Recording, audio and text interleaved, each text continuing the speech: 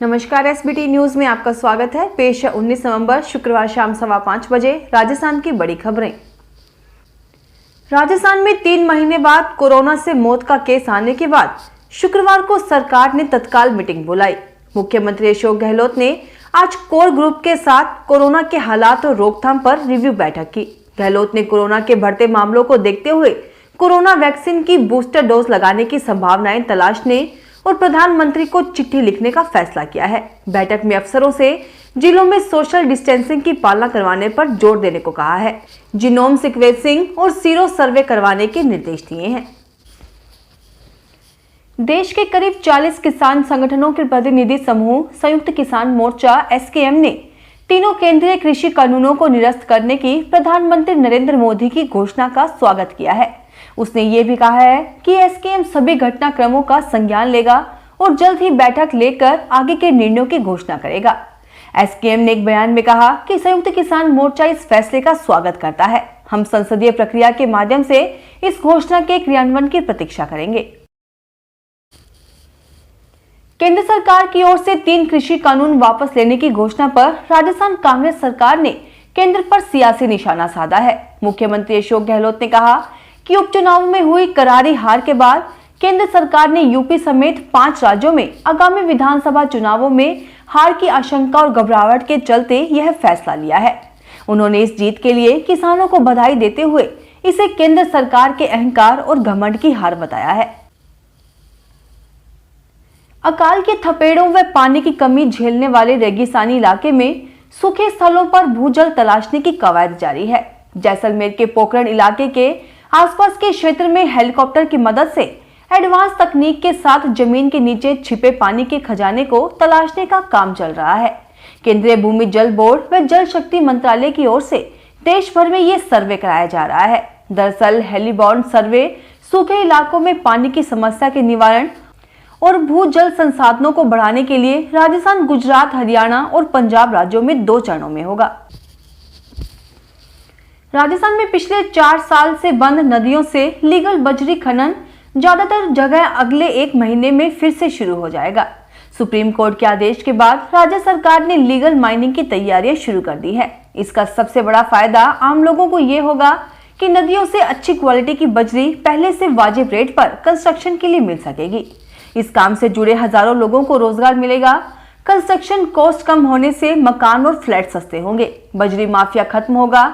सरकार का सालाना रेवेन्यू कलेक्शन 500 करोड़ रुपए तक बढ़ेगा। राजस्थान में अजमेर के कांग्रेस जनों ने आज प्रकाश पर्व पर प्रधानमंत्री नरेंद्र मोदी द्वारा कृषि कानून को वापस लिए जाने की घोषणा को लोकतंत्र की जीत करार दिया है। पूर्व विधायक डॉक्टर राजकुमार जयपाल ने कहा कि तीनों काले कृषि कानूनों की घोषणा मोदी सरकार के अहंकार की हार तथा लोकतंत्र की जीत है। एक बयान में उन्होंने कहा कि पिछले 1 साल से आंदोलनरत किसानों के धैर्य की जीत है। मुख्यमंत्री अशोक गहलोत ने कहा कि देश की आजादी के बाद इससे पहले ऐसा कभी नहीं देखने को मिला कि अन्नदाता किसानों को 1 साल से ज्यादा वक्त तक सड़कों पर संघर्ष करना पड़ा हो। दिल्ली, पंजाब, हरियाणा, राजस्थान बॉर्डर पर बैठे किसान पूरे देश की भावनाओं का प्रतिनिधित्व कर रहे थे, लेकिन केंद्र सरकार उसे समझने में फेल रही। संघर्ष चलता रहा और कई किसान मारे गए। राहुल गांधी और विपक्षी पार्टियों को राष्ट्रपति से मिलना पड़ा। लगातार संघर्ष में साथ देना पड़ा। तीर्थनगरी पुष्कर में शुक्रवार को कार्तिक पूर्णिमा के अवसर पर श्रद्धालुओं का रैला उमड़ पड़ा। सुबह से ही बादल छाए रहे और मौसम सर्द रहा, लेकिन इसका ज्यादा असर लोगों की आस्था पर नहीं दिखा। अल सुबह से ही सरोवर के घाटों पर श्रद्धालुओं की खासी भीड़ है। हजारों की संख्या में श्रद्धालुओं और साधु संतों का आना जारी है और यह क्रम दिन भर चलेगा। अक्षय कुमार की सास और फिल्म अभिनेत्री डिंपल कपाड़िया ने भी पुष्कर सरोवर की पूजा अर्चना कर स्नान किया। डूंगरपुर जिला स्पेशल पुलिस टीम ने गुरुवार रात देश विदेश में ऑनलाइन ठगी करने वाली गैंग को पकड़ा है। गैंग में मुंबई की 3 लड़कियां, 5 लड़के और एक स्थानीय ठग शामिल है। गैंग के सदस्य सागवाड़ा थाना क्षेत्र में किराए का मकान लेकर फर्जी कॉल सेंटर चला रहे थे। डीएसटी के प्रभारी दिलीप दान ने बताया कि ऑनलाइन खरीदारी के नाम पर ठगी की कई वारदात सामने आ रही थी। ठगों को गिरफ्तारी के लिए लगातार छानबीन की जा रही थी। डीएसटी के हेड कांस्टेबल नवीन कुमार के नेतृत्व में पुलिस टीम ने सागवाड़ा थाना क्षेत्र में कार्रवाई की। मुंबई के विले पार्ले के प्राइम मॉल में भीषण आग लग गई है। फायर ब्रिगेड की 20 से ज्यादा गाड़ियां मौके पर पहुंच आग बुझाने के काम में जुटी हुई हैं। फिलहाल किसी के हताहत होने की कोई खबर नहीं है। आग बुझाने का काम जारी है।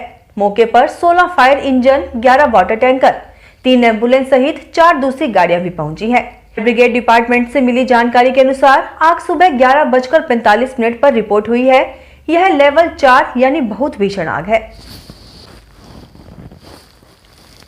प्रधानमंत्री नरेंद्र मोदी ने शुक्रवार को सिखों के पहले गुरु और सिख धर्म के संस्थापक गुरु नानक देव की जयंती पर उन्हें श्रद्धांजलि दी और कहा कि निष्पक्ष, करुणामयी और समावेशी समाज का उनका दृष्टिकोण आज भी हमें प्रेरित करता है।